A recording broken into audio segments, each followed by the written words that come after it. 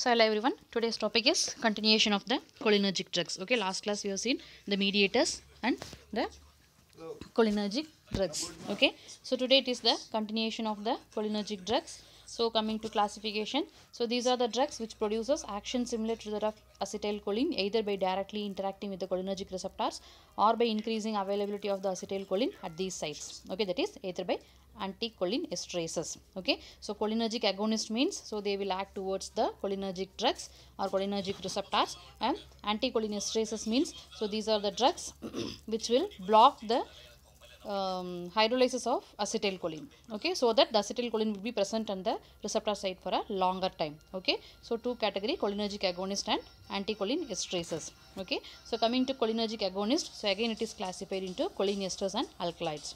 Okay, so under choline esters you can have acetylcholine, methacholine, carbachol and methanacol. So alkaloids you can have muscarine, pilocarpine and aricoline. Okay, so we are taking acetylcholine as a prodrug or protodrug. So here, so depending on the type of receptors through which it is mediated, the peripheral actions of acetylcholine are classified into muscarinic and nicotinic. Okay, so muscarinic M receptors and nicotinic N receptors. Okay, so muscarinic action, so hard acetylcholine hyperpolarizes the SA nodal cells and decreases their rate of diastolic depolarization. As a result, rate of impulse generation is reduced, that is bradycardia or even cardiac arrest may occur. Okay, so at the AV node and Purkinje fibers, refractory period is increased and conduction is slowed down. So PR interval increases and partial complete AV block may be produced. So the force of atrial contraction is markedly reduced and refractory period of the atrial fibers are abbreviated, that is increased. So cardiac muscarinic receptors are of M2 subtypes. Okay, so usually heart will be having muscarinic 2 type of receptors. Next is the blood vessels. So all blood vessels are dilated through only a few. Examples, skin of your face, neck and salivary glands receive cholinergic innervation. So fall in the blood pressure and flushing. Okay, flushing means sudden blood supply to that particular area, it is called as flushing. So especially in the blush area may occurs. So muscarinic M3 receptors are present on vascular endothelial cells. So vasodilation is the primarily mediated through the release of an endothelial dependent relaxing factor, that is EDRF, which nitric oxide. Okay, so nitric oxide will cause vasodilation.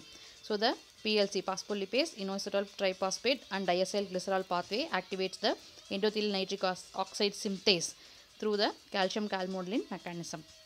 So when the endothelium is damaged, okay, so when your endothelium is damaged by disease, acetylcholine can diffuse the vascular smooth muscles and cause vasoconstriction via M3 receptors.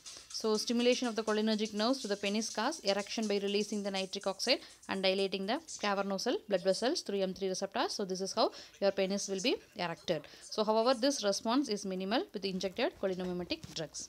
Okay, so smooth muscles, so smooth muscle is most organ is contracted through M3 receptors. So tone and peristalsis of the GIT tract is increased and sphincter is relaxed, abdominal cramps and evacuation of bowel will occur. Okay, so peristalsis in the uterus is increased, so detrusor muscles contracts while the bladder trigone and the sphincter relaxes voiding of the urine.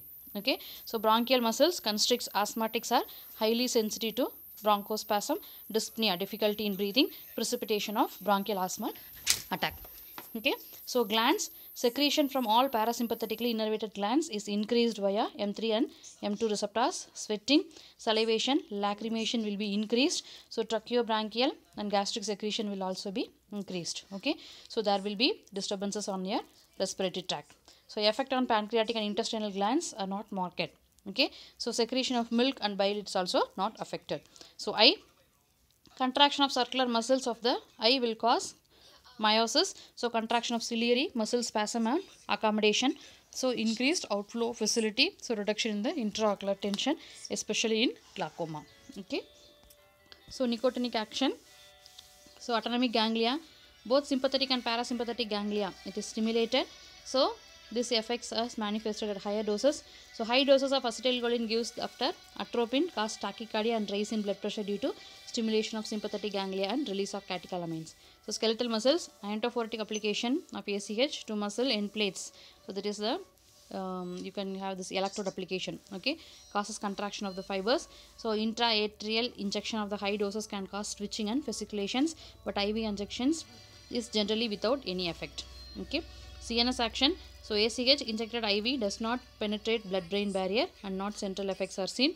However, direct injection into the brain will produce arousal response followed by a depression. It is excitement followed by depression. Cholinergic drugs which enters the brain produces complex behavioral neurological effects. Okay. So uses.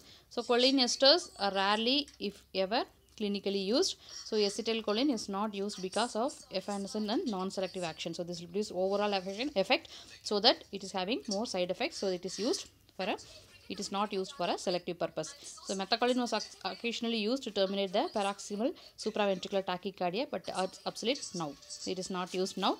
So bethanacol has been used in post-operative, postpartum, non-obstructive urinary retention. So at a neurological bladder to promote the urination.